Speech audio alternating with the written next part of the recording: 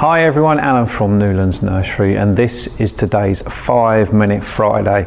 A great one to get you a little bit more value for money. So if you're buying starter plants to plant up, especially I've got a hanging basket mix here, I'll show you how to take some cuttings from them before you plant them, which will mean you're going to get double the amount of plants, or maybe even more depending what the plant is.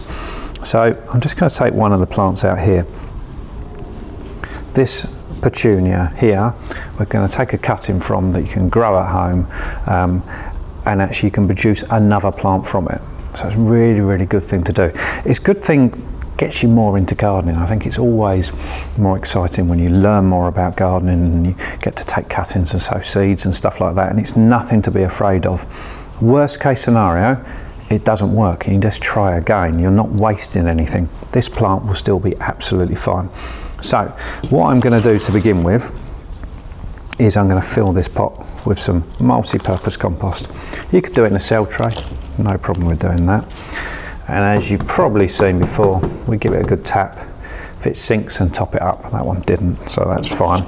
So if we zoom into this plant here, I'm going to take a cutting from this stem here.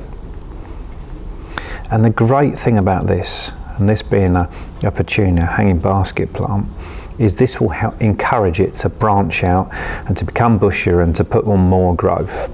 So not only are you actually getting the cutting from it, and it will root and you'll be able to plant that as well, you're also encouraging this plant here, the original plant, to grow better.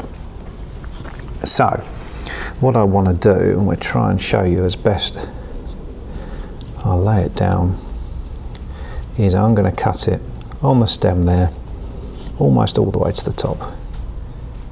Now people will say you should do it with a scalpel, which is fine, nothing wrong with doing that. We prefer to do it with scissors just because they're a little bit safer. A load of children follow this along. So all I'm going to do is plant this, but so I've got a bit of extra stem. I'm just going to cut, doing it at an awkward angle just for the filming. Just going to cut that leaf off just there, so we've got a bit more stem to push in. Then I'm going to make a little hole and poke the plant in. Now this next bit is quite hard to show on video, so I'm not pushing down, I'm not compacting the soil, just gently pushing in. Now on video it's very hard for you to see how much I'm pushing this, but very little. I'm just moving the compost so it comes in contact with the stem. So that's as simple as that, and what we're left with is the original plant, this trailing petunia here, the original one there, and the cutting.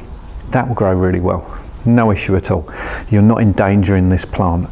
If you're dealing with an established starter plant like this one, that'll be fine. In fact, it'll benefit from it because it'll branch out quicker, which is what we want. The more branching, the more stems, the more leaves, etc., the more flowers we're going to get, and that's what hanging baskets are all about.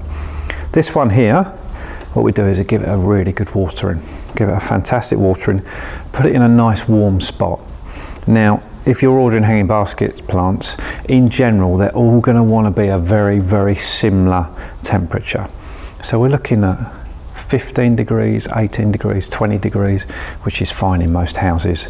Keep it nice and moist and it will start rooting and start growing. And something like this trailing petunia, it will grow quite quickly.